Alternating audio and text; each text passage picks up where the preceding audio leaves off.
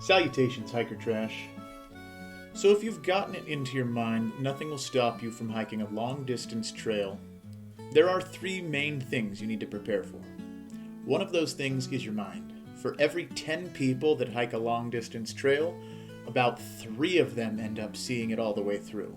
If you want to be one of those 3, you have to get your head in the game. So let's talk about that. Preparing the mind, first of all. The psychology game of a thru hike is so often overlooked. The common refrain is always, I love camping in the outdoors. Liking them for 6 months shouldn't be a problem, but you have to remember that you are not doing some recreational weekend camping trip. Let's be honest, you love camping and backpacking when you're in the mood to do it. On a hike like this, you are picking a day of the year, perhaps months or even years in advance, and you cannot predict how you're going to feel on that day. Your mood may not be as willing on the day of your hike as you think it will. For my part, as much as I love thru hiking, I did not begin my first thru hike with this feeling of, wow, I love camping. What I really felt was this really weird, quiet excitement and the much louder gravity of just how serious what I was about to undertake really was. And as dumb as that sounds, you have to think about what's going on in your mind as a beginning hiker. You are going to be walking double digits of miles almost every day for the foreseeable future. And that will include epic camping, but also monotonous stretches, loneliness, the feeling that you are missing out on life back home. There will be pain and no relief from it outside of what simple medical supplies you have packed, and there will be so many things unknown that you cannot even prepare for. And are you prepared for that? Are you prepared to be eaten by mosquitoes or rained on all day? There's all kinds of things, and there's very actionable things you can do to help a lot of these problems, but you have to ask yourself, how much will be too much for you? And how will you know? The honest answer to this question is, you really don't know. You can't really simulate the prolonged mental stressors of a huge backpacking trip. Backpacking is awesome, yes, but it also sucks. It will suck for you too, and it will suck in ways unpredictable. It will suck in ways for you which I bet in some cases no other hiker has ever experienced. You need to embrace that suckage with open arms because there is so very little you can do to actually change it. What you can do, though, is reflect on how you do handle those situations, and as concerns incidentals on the trail, just to be ready for them. For example, I got it into my head that no matter what, whether I was slow or injured or hated it, I had to at least hike to Mount Whitney on the Pacific Crest Trail, and only then I could consider quitting. Now, when I actually got underway with hiking, I didn't find myself wanting to quit ever. But that goal helped anchor me against whatever BS mental trickery my mind would play against me. And I'm telling you right now, there will be a lot of mental trickery on your own hike. So be ready for it. Have an attitude to embrace it. Another mental reasoning tactic which I used that I was grateful for in the utmost, especially near the end of the trail, was one I kept at from the very beginning. Basically, I had convinced myself that I was not walking from Mexico to Canada, which is the length of the Pacific Crest Trail, but from Mexico to the first trail town, and then the first trail town to the second trail town, and so on. Every stretch of the trail became its own mini hike that was to be completed by any means necessary, and only at the next checkpoint would I start really worrying about the means to the next. And this is not to say that I wasn't ever thinking ahead, but that I was only ever engrossing myself in the present reality I found myself in, and never the part of the hike I wasn't even at yet. In this way, I could devote my whole attention to whatever circumstances were immediately going to affect me, whether snow, weather, trail conditions, so on. There's also the very practical concern of safety from the mental perspective. When your mind is unsettled, your ability to make sound decisions can be compromised.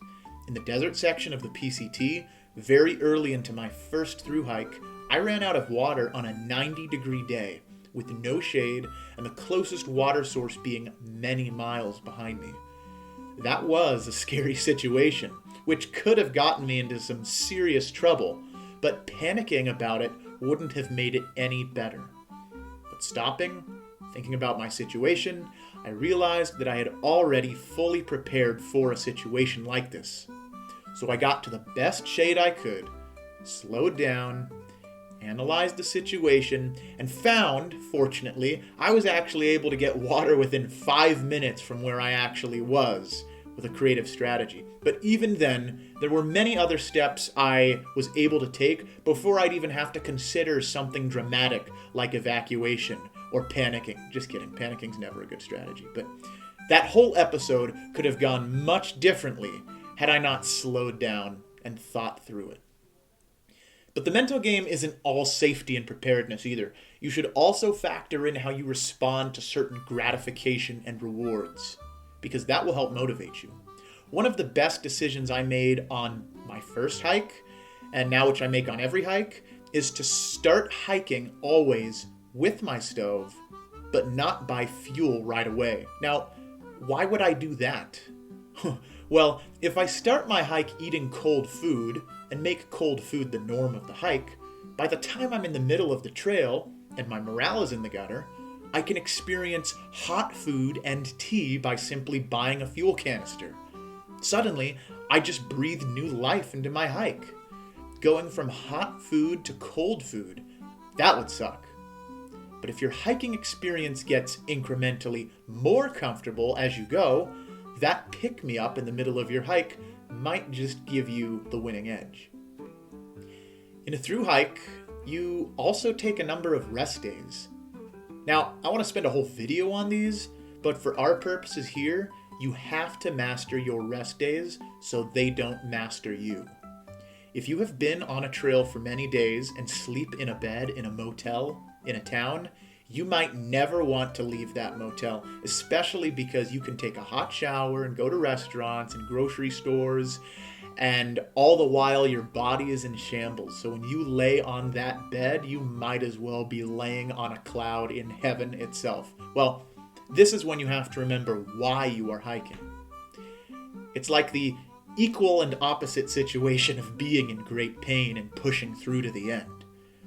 Does your goal of thru hiking still matter if you're experiencing great pleasure? Because I'm telling you right now, kings and queens themselves do not know how a bed feels to a weary hiker. But you didn't come out there to sleep in a bed. Use it, enjoy it, get rejuvenated, but ultimately, you gotta get back out there. Let the hot shower and bed inspire you to get through the mosquitoes, but don't let it keep you away from them and the trail beyond.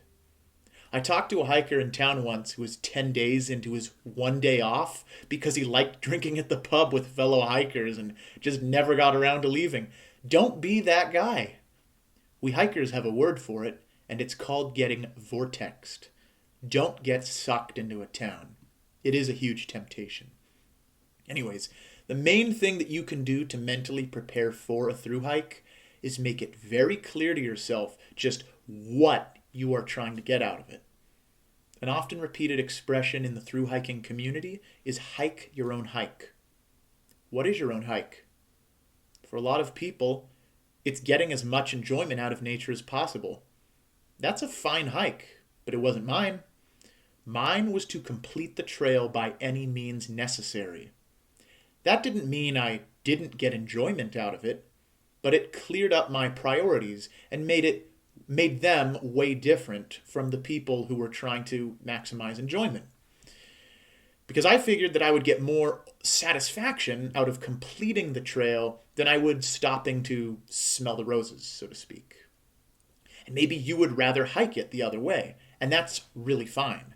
But the point I'm trying to make here is to be convinced of that in your mind and live up to it. There were a lot of days where I saw people in swimming holes on sweltering August days, and as much as I would like to swim, I got more gratification out of doing the biggest mile days I was capable of. I don't regret it. Whatever you decide to do with your own hike, see to it that you also don't regret how you do it. Decide what you want out of the hike and go for that. And it's okay if your goal changes, but more important than the particulars of your goal is simply having it. I hope you set one, and I hope to see you out there living up to it. Because whatever goal you set for yourself, all the other pieces of your thru hike are going to fall into place. Thanks for listening.